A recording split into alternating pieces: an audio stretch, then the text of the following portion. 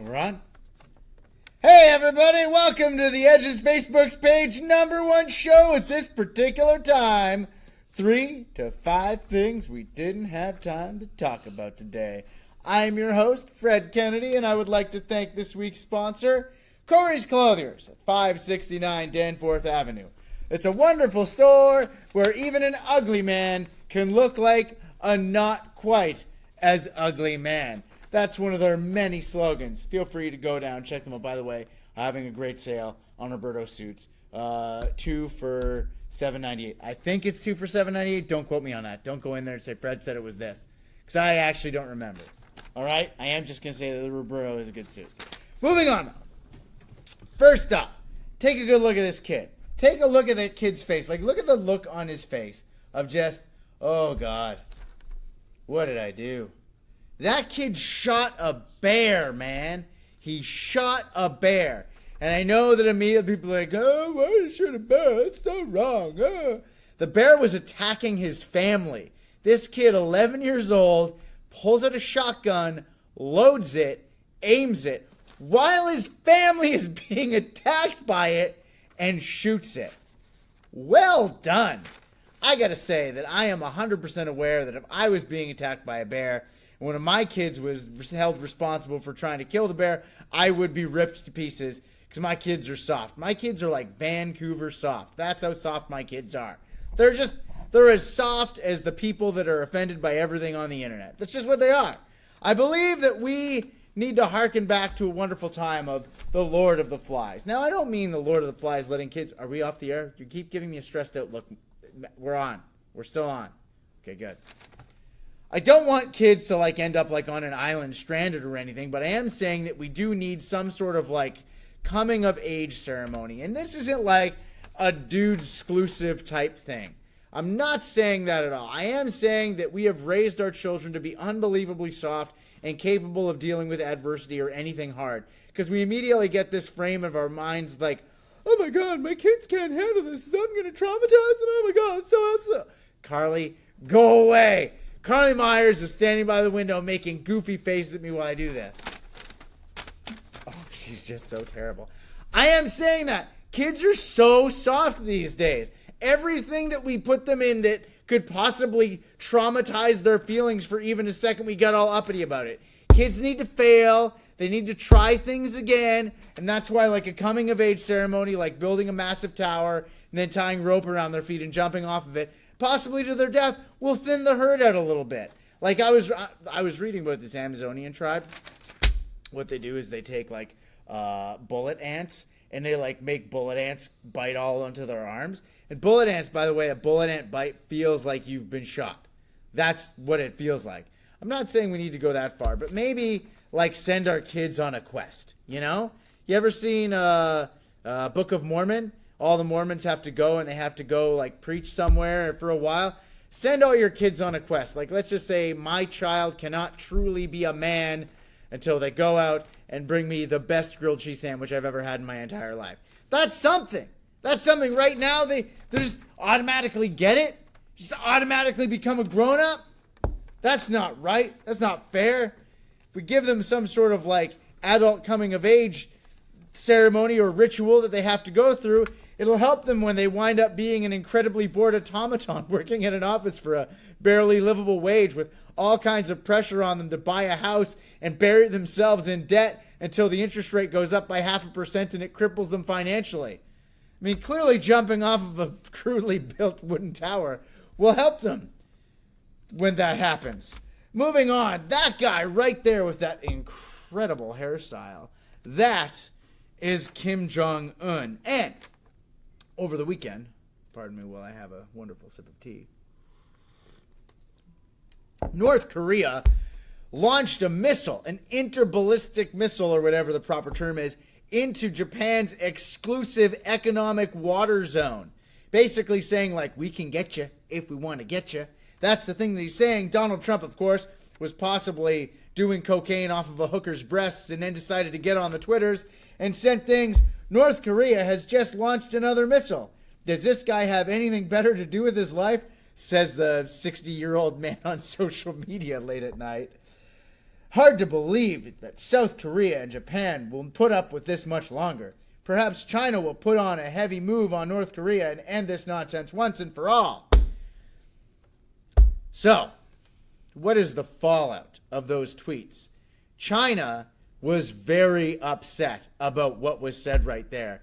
Because basically, doesn't it seem weird that we've got like a world leader on social media running their mouth?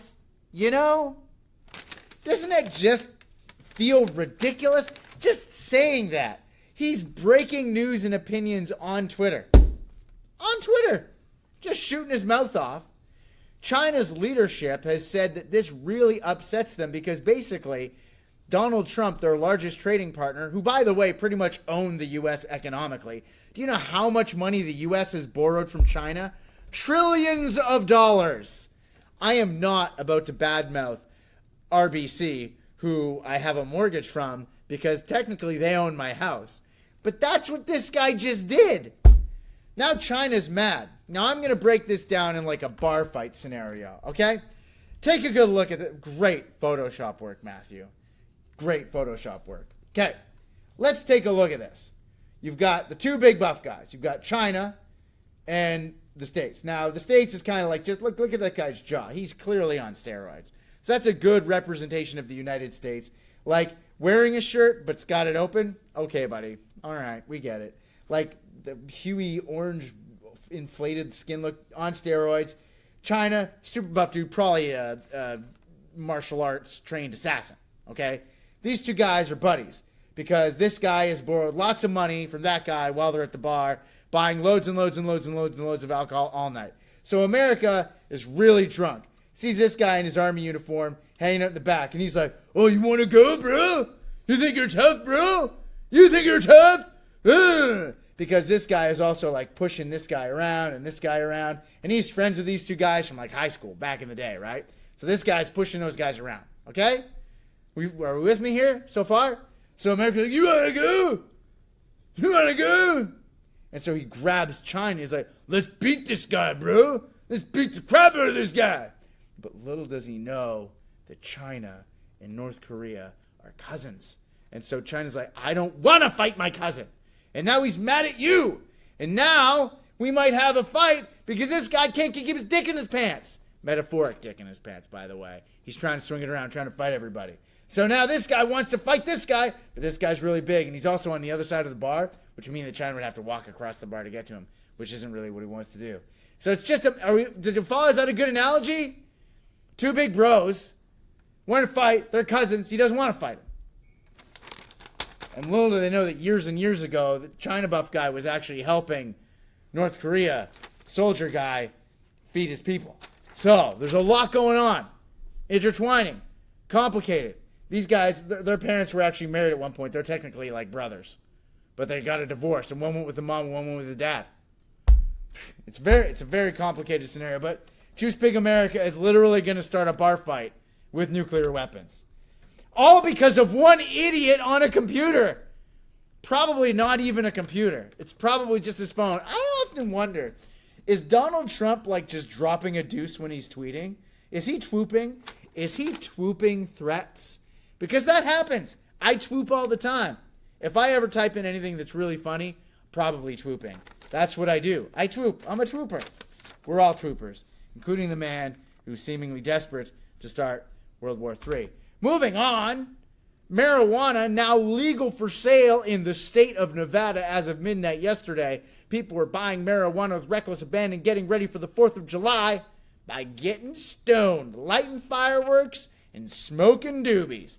Just think about this. Now, if you want to, you can go to an NHL game, get really stoned, and then after, go to like a brothel or something. You know, like the world famous Bunny Ranch. Maybe get chlamydia. Who knows? And possibly do it all while really, really stoned. It's a wonderful time to... Oh! You can also gamble away your kids' RESPs. Guess what, kids? You can't go to post-secondary, but daddy got an STI and got really high at an NHL game for a team that by all rights and natural orders shouldn't exist.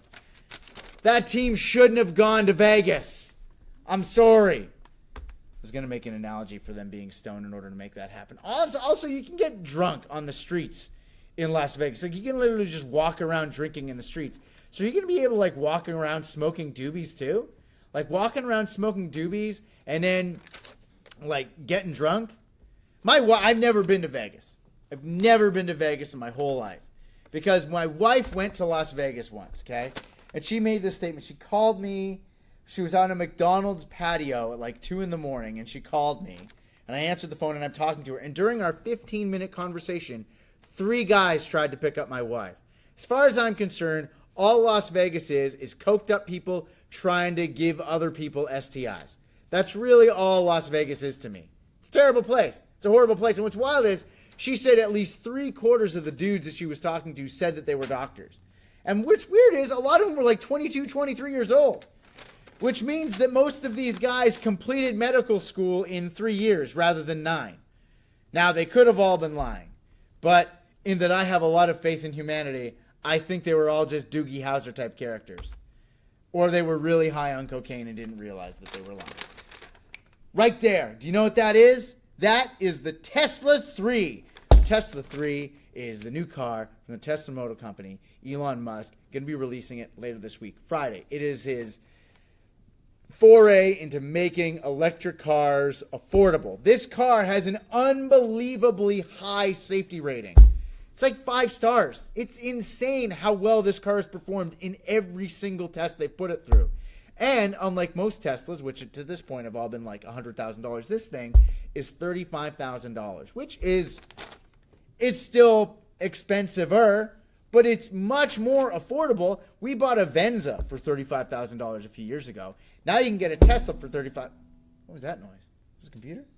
Anyways, now you can get a Tesla for $35,000. And it's got like a range of over 800 kilometers on a single charge. That roof is all plexiglass. The readouts all inside are absolutely insane in terms of like indicating how far you have to go before you need to charge. And why is Elon Musk putting so much money into his cars for Tesla? Because he built $1 billion plant in Nevada just to manufacture the batteries. He's contemplating building another $1 billion plant in California to assist in production. All solar powered, by the way, because he wants all the profits from this to not only go back into Tesla Motors, but also to continue to fund SpaceX, because Elon Musk has a vision of getting people to Mars. You see those solar panels on there? Those are all thanks to his solar panel company, Solar City. Which, by the way, you can install those solar panels on your roof and put charge batteries inside your house so that you're living off the grid permanently. You can also get Solar City ceiling roofing tiles, which are more durable than regular tiles that they put on your roof and can be used also to charge your house, to live off the grid. Use those batteries to charge your car. Absolute insanity. This is the future. Also, do you know what that is? The Hyperloop. Elon Musk has another idea. He's going to get people from California to New York via Hyperloop in an hour. That is insane. That's what we need. I talk about Elon Musk a lot because I love Elon Musk, because he puts his money where his mouth is and he reinvests in his own properties. Amazing. Absolutely amazing. That's what we need more of. I'm not saying I'm going to buy a Tesla 3 because I have this thing about hating being in debt. But I'm definitely thinking about it when I get a new car, which will probably be in 10 years, because I fully intend to drive my 2009 Volkswagen Golf hatchback to death. I am going to kill it. It will be a rusted out piece of garbage before I take that thing off the road. And I don't care. I'll be the dad that picks up their kid in a garbage car and am totally not concerned. I'm Uncle Buck. I'm the Uncle Buck of dads.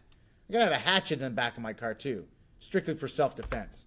Also, look at that, Tesla charging station. Those are popping up all over California. There's actually a plan. You know all the one-stops?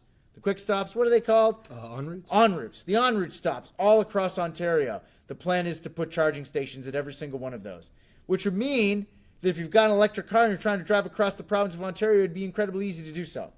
That's the future. That's what we need to start doing. Oh, look at that. Nips. Cow nipples. Big old nips. Why are we talking about nipples?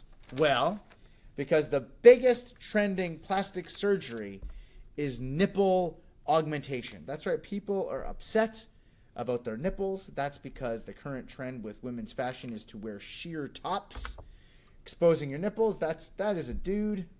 Now, first of all, I'm a jerk for assuming their gender, but I'm just assuming that that's a dude. Could possibly be a dude that identifies as a woman, and I'm a misogynistic piece of garbage for making him feel like a man with his mesh top. But what a pretty man. But yeah, apparently sheer tops are quite fashionable for women. Rihanna wears them all the time. And their nipples are pretty much exposed. And women are embarrassed about the shapes of their nipples. What is our obsession with nipples? We put nipples on things that don't need nipples. Batman doesn't need nipples. But I just wanted to let you know. No guy cares about your nipples. They don't. If that's their thing, if you're like concerned about the nipples and you just want nipples to be your way so that you can be happy and live a fuller nipple positive existence, go ahead, do it. But if you're concerned that a guy is going to judge you based on your nipples, they're not. They're just not going to. There are some things, knees.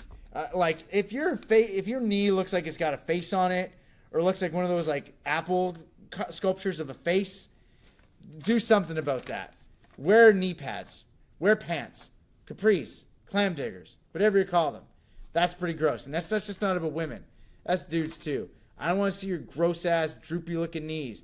They look like what am I going to talk to it? Like if you're in a picture and you're Snapchatting and the face swap like picks up your kneecap and your face, you got a problem. You got to do something about that. Or maybe you should just get a face tattooed on there, and then you're like, look, I'm accepting it. It's a funny joke. So there we go. Don't be concerned about your nipples. Be concerned about your knees.